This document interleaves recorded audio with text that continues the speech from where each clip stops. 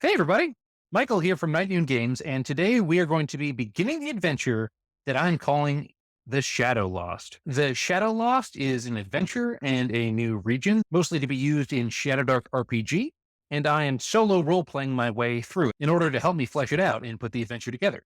If you want more updates on how things are going developing the ShadowLost, well, that's another good excuse to subscribe to my channel, but you can also sign up for my mailing list. There is a link down below for that. And you can also follow me on Instagram where I post things too. Anyways, what we decided last video was that our two heroes, Garon Pillol and Qurowan, are working with Tinnar Ivinne. Now, Tinnar is the son of the Dwarven Lord, and he has been on this like crazy quest. He's been obsessed with finding Memnon's Tome of the... So the Dwarven Lord, not wanting his son to find this because he knew that it could contain some sort of magical powers that are beyond Tinnar's control, actually hired Garon Pillol and Qurowan to work with Tinnar. So what they've been trying to do is lead him off the scent and like pretend to be his buddy and to otherwise just prevent him from finding the tome. Unfortunately, they failed in their role. And where we're going to pick up is with Tinnar finally grasping the tome for the first time. Now, one question that I do have for Mythic being the system that we're using to act as a GM, since it is solo, of course. Did the Dwarven Lord authorize Garon and Qurowan to kill his son if he got his hands on the book? Is it that dangerous that he said, you need to take him out if it goes this far? I think this is a pretty powerful item, so I'm going to say likely. Yes. So we know that as Tinnar picks up the book, and I imagine this being at the end of a moderate dungeon crawl, right? That he finally found it. And I'm also wondering too, did the book want to be found? Because I think Garon and Qurowan both have been trying their best to lead him off the scent. So did the book want to be found? I'm going to say very likely 3. No. Yes. So it did want to be found. And that's because it somehow calls to Tinnar. So as Tinnar picks up this book, and this is where we're going to begin combat, using theater of the mind here. Well, I guess before we begin combat, we need to find stats for Tinnar. So let's just crack this bad boy open. And we're going to find some sort of a stat block that makes sense for Tinnar. And maybe we'll just reskin one here on the fly. I'm going to modify the gladiator stat block a little bit because I think that Tinnar is sort of an experienced fighter. Maybe not to the extent that it's level 3, which it shows as being right now, but I think that's a good place to start. So Tinnar AC is going to be 14, and then HP 12. The attack, it's going to be 2 longsword, and that's only going to be a +1 longsword. Movement near, S +2. Or I think his wisdom's going to be -3. Otherwise, he would have known not to go messing around with this tome. Alignment is going to be chaotic, and then level and put 2 to 3. And I can figure out the equation later for how that works. So I imagine that Tinnar picks up the book. Tinnar is standing at an altar. It's in the back of a dank dungeon room that the 3 of them had just survived somehow miraculously. I'm going to ask, actually, did anyone else die in this quest? I'm going to say that is likely. So I'm looking for any yes. No. No. No one else has died in this quest. Interesting. So it was just the 3 of them that was sent in there. Okay, here's another question. Did anyone retreat from this quest? Did anyone back out because they couldn't handle it? I'm going to say likely. No. Yes. Exceptionally yes. So I think there were other adventurers here that were just could not handle this dungeon crawl that they went into, and they scampered away. Do you know what? And here's a tip for solo role playing. what I'm going to do here is I'm just going to make the decision. And maybe I shouldn't have even referred to the card to begin with here, because if you have a good idea and you're playing this, just run with it. I guess is what I'm saying. There are no rules when you're solo role playing, and just do what's the most fun to you or what's the most interesting to you. And I think in this case, it would be the most fun and the most interesting to say that exceptional, yes, there were people that died trying to get this. Were the people that died, were any of them also sent by the Lord on the same mission as Garon and Qurowan? And I was going to say it's 50-50, so no. So Garon and Qurowan, they're the only two on this mission specifically from the Lord. The other three were Tinnar's party. They were Tinnar's people that he found and he hired to go on this mission with him, and he lost all three of them. And now Garon and Qurowan know they're the only ones left. And even though they weren't hired with these people, they were sent separately by the Dwarven Lord. It was his condition that he would not fund this expedition unless he was able to appoint at least two people to the party. And these were those two people. Even though this adventuring party started out as strangers, or at least Garon and Qurowan started as strangers to them, the other three knew Tinnar already. They were already tight. Garon and Qurowan got to know these adventurers through weeks of crawling through jungle, mucking their way through dungeons, sleeping out by the campfire, exchanging stories. They learned about one another. They learned about their lives, about their families. And the three of them died. The three of them died, and it's all because of Tinnar. Because he was so obsessed with finding this tome, this magical tome, and what power that it might bring him. So Garon and Qurowan are mad. They're angry.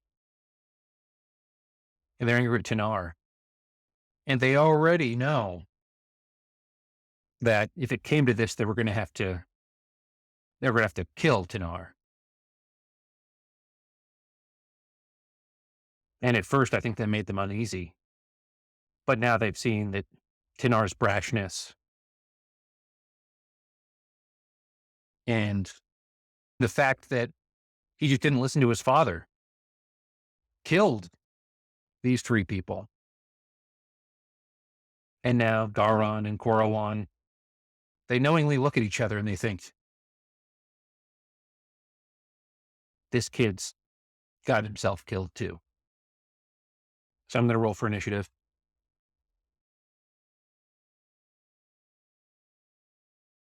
Tinnar at a nat 20. It's going to go Tinnar, Garon, and Qurowan. On his turn, Tinnar holds up the book and says, and he feels it. He can feel the energy pulsing through him, and there are runes embossed on the leather cover of the book.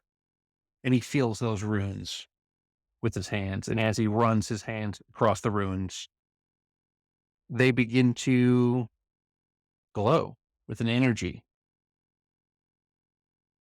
And he starts feeling that energy creeping up his arm. And he can feel in his head, and he knows that this is what he was destined for. And he says, it's all been worth it. The power. Incredible. This has all been worth it. My whole life. Building to this point. Garon, the human desert rider. Of course, he doesn't have his mount with him because they're in a dungeon. Says, Tinnar, unfortunately, this is where it ends for you. Tinnar says, what do you mean? the two of you could stop me. Qurowan says,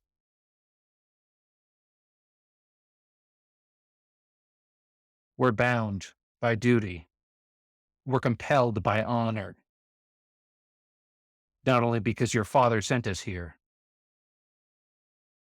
to prevent this from happening, but because of you, 3 lives were lost. 3 lives. 3 families that are incomplete. This is not just for your father.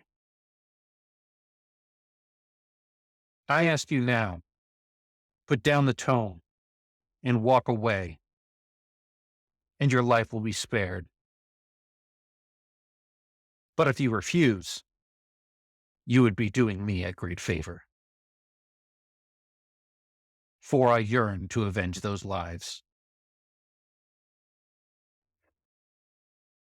Tinnar starts his action, and he runs up to Garon and attacks him twice with a longsword. 15, that hits, do D8 damage for 1, and then he attacks again, 5 misses. Garon's up next to the initiative and attacks back. 10, this is with his pike. 10, 14, that hits. This is two-handed of 1d10. Excellent. 5. Garon only has 12 HP. Next up is Qurowan. Let's use different dice for every character. That'll be whenever possible. Whenever I remember, that'll be kind of fun. Qurowan uses Magic Missile, of course. 18 will hit. And that's going to be a 1d4. 2. Tinnar is down already to 5 hit points. The reason why I rolled 2 dice there is because every wizard who has Magic Missile gets advantage on it, no matter what. It's built into the spell. If you're keeping score at home. It's Tinnar's turn. And he opens the book. Because why wouldn't he? He can feel its power pulsing through him, and he doesn't think that he can take these 2 on his own. He runs his hands across script in the book, a language that he certainly can't read, but he somehow can understand. This is a book that's chaos magic. The kind of chaos magic that not even the wisest of wizards touch. But that calls to fools like Tinnar. And he takes a page out of the book. He takes a page out of the book and rips it right out. And at that moment, a rumbling happens. The walls of the room they are in, stones just start making their way out. Vibrations pulling them inward. Everything around them is collapsing. And suddenly the ground's collapsing. And Tinnar, of course, is laughing maniacally. It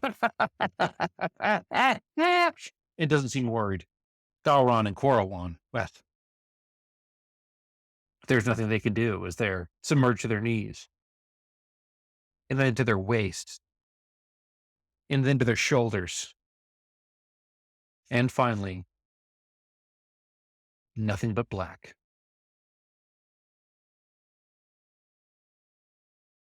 And that's where we're going to leave things today. Thanks again for watching. Again, my name is Michael from Night Noon Games, and this is the beginning of my ShadowLost campaign. The ShadowLost is a new campaign setting and adventure that I am writing for Shadowdark RPG. If you enjoyed this video, go ahead and give me a like and a subscribe too. That way you can stay up to date on how these videos progress, as well as get updates on the ShadowLost itself, which I hope to be turning into a zine at some point. If you want to sign up for my mailing list, that's also a great way to keep in the loop. There's a link to that down in the description below. You can also find a link to my itch page, my drive-through RPG, and a link to follow me on Instagram. Until our next adventure, stay inspired and keep those dice rolling. Thanks for watching.